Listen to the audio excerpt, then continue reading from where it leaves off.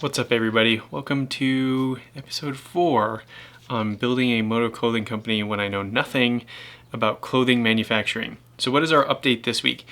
This week was a little bit one of those slower weeks, and if you've ever built a business, it kind of never is like a straight line or a straight trajectory. It's like 4 steps back, 12 steps ahead, then you might come back and zigzag on your way to hopefully building something that's successful. This week was one of those weeks, although definitely some good takeaways. So what were some learning experiences? First off, thank you to everybody that has subscribed. We have officially crossed the 1,000 subscribers mark. So thank you for everybody that has subscribed. If you haven't, subscribe, hit the notification bell, all the YouTube stuff. It's free. It doesn't cost you anything.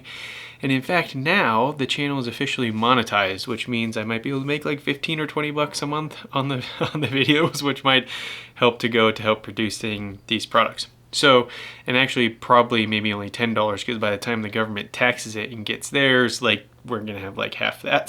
So it might be 5 or 10 bucks a month. So it might be a good cup of coffee each month to help me stay motivated to keep going. So every subscribe, like all that is helping to make the channel.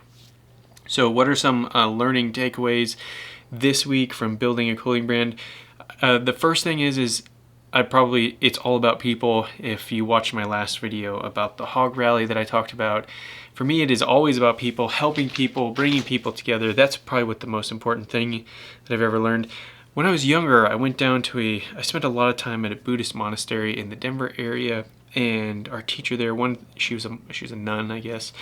One thing that she had taught me was that, like, if you even look at a pencil, like take a basic pencil that you might use in school, depending on how old you are, you may have never actually had to use a real pencil with an eraser on the end. But if you look at a pencil, she talked about the idea of, like, think about all the people involved just in making this pencil, right? Like the people that had to harvest the rubber from the rubber trees or whatever rubber was used in the rubber, the people that had to, mine the metals for the little aluminum strip, the people that had to harvest the wood, the people that had to harvest and collect the lead for the pencil. And you just think about every piece, and the paint, and then the materials and the machines to make it, to actually whittle the wood down and the molds to shape the rubber. And you start thinking about all the little minute details that went into it, and you realize that it is like we can never truly do anything alone. So again, thank you to everybody that has showed interest in this, because again, it's not me, like I can't do it without everybody, and that includes just as simple as like watching these videos and following along with this process, or the many of you who have reached out and said you're willing to be some of the first people to test the products that we produce. So thank you to all of you. So again, people are number one. The second piece is that looking at making a successful company, I know that in order to help recoup some of the costs going into this.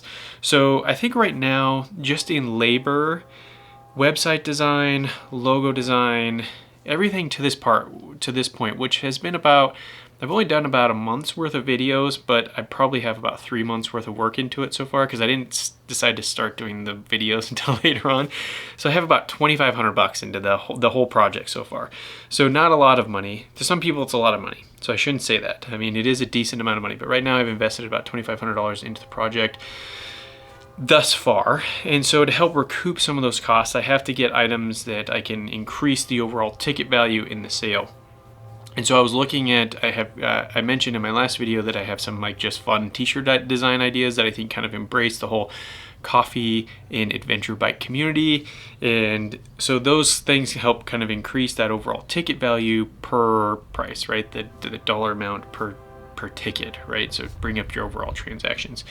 And talking with my contact, I sent him the thing, and I was like, here's some t-shirts that I like the way they fit. I like the material. The material's like polyester, cotton, and rayon, so it's kind of a tri-blend t-shirt. It's kind of those nice soft t-shirts.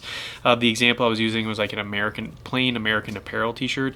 Yes, that company still exists. You can get their t-shirts on Amazon for pretty cheap. I think you can get 2 or 3 t-shirts for like 20 bucks, or 2 t-shirts for $20, I think, so about $10 a piece. What I realized is that having to source those t-shirts in bulk, I would probably pay, a similar t-shirt with a similar brand to have it just printed locally would probably cost $8 to $9 a t-shirt, would be my guess, roughly, and then the printing cost. So to get just like a basic fun t-shirt that somebody might enjoy and add to their cart when they're buying other stuff, the cost initially would probably be, let's say, $15 a t-shirt with printing and everything. On the high end, maybe $18, depending upon which shirt we went with. My guy, he said a couple of things. He's like, one, we're starting an apparel company, so we don't buy other people's clothes. That's rule number one. And I was like, oh, that is a valid point. So it's like one of those small details, right? Like, we're making an apparel company, we make it clothes. He's like, so we're gonna make our own t-shirts. And I was like, oh, okay, great. But then my question was as well, okay, great, we're making a t-shirt, but how much is that going to cost? Ironically, this is what kind of sometimes blows my mind, is that to actually source your own material, so we can actually find the perfect cloth that we want, like the material for the t-shirt. And here's my sweet Alaska wolf t-shirt. And actually this t-shirt's not a great example because it's kind of rough and thick and it's just a cheap tourist t-shirt. But like, we're gonna source our own material, have it printed, have our own tags, like our own accessories as they're called. We'll talk a little bit more about accessories later on. And our cost might be around $5 to $6 a t-shirt, not including shipping. So by the time we get them here, because I think it's about $100 for 5 kilograms worth of weight to get it from overseas to here, we might be about $8 to $9 a t-shirt, which means then we can, if we double the cost to help make up some of the money for all the ROI that has gone into, all the investment cash that's gone to us. So say we sell t-shirts for $18 to $19, that's a $10 profit, which helps us then put that money into making round two of the actual like clothing and motorcycle apparel that we're trying to produce. So I thought that was unique. It's actually far cheaper to produce your own shirts, like actually sew them, choose your own cloth, than it is to actually source a t-shirt pre-made and then just have it printed. So that was definitely a learning experience. So we are working through that now. I actually have a favorite hoodie. We're gonna do like a hoodie that I like to, and I have one there's actually one that was made by a local Denver company called Never Summer Snowboards. It's like my favorite sweatshirt, and we use that as an example. And he's like, oh yeah, we can definitely create something like that. Of course not with the Never Summer logo. And they actually sourced from another company, so they did the whole like pre-made t-shirts and sweatshirts and then just like printed them. But we are actually going to make it from scratch. Which also gives us some more leeway in being able to control some very minute details like the thickness of the overall fleece, etc. Yeah, so that was definitely the big learning experience this week, is like, no, we're making an apparel company. We don't buy other people's clothes and print them. We make our own. So that's a big deal.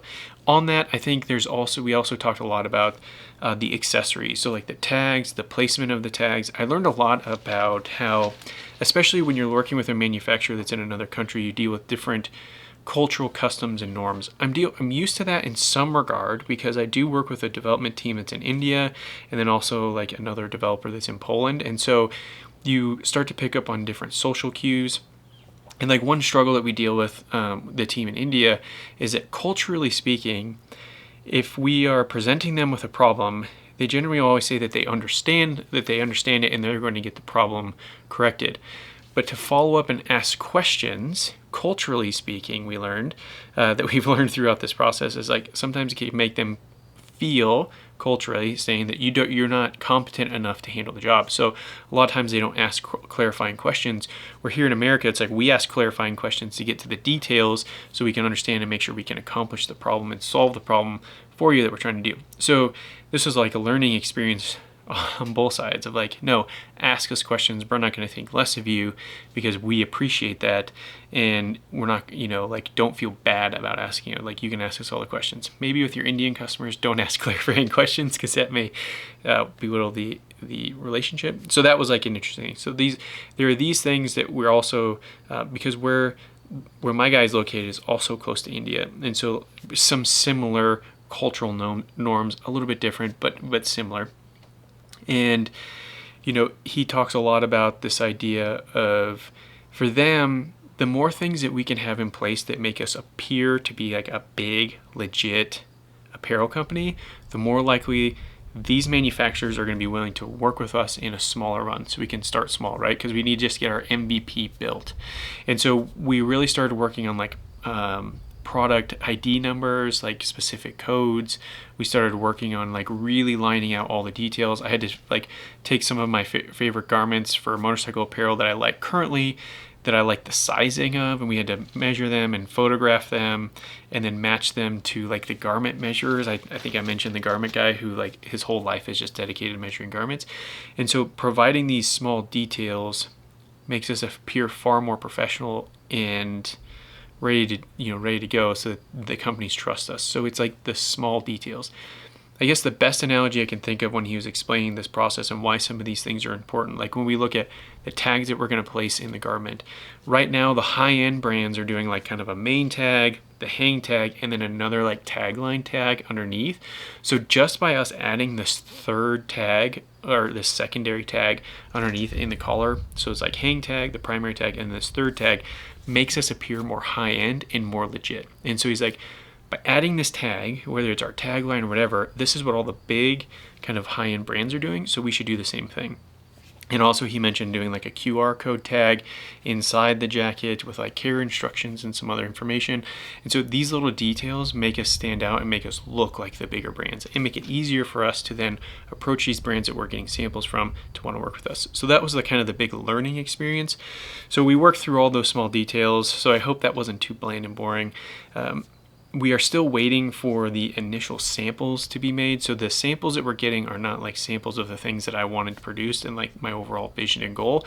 They're basically just samples from a couple of factories so we can see the quality of garments they're already producing. So we have one, we're getting a couple others on the way and produced. So I should hopefully have those within the next couple of weeks with shipping times, lead times, etc. And yeah, and that's where we're at. So if you've made it this far, again, it's all about the people. Thank you for sticking around. Thank you for watching these videos. Thank you for subscribing, because we finally got the channel monetized.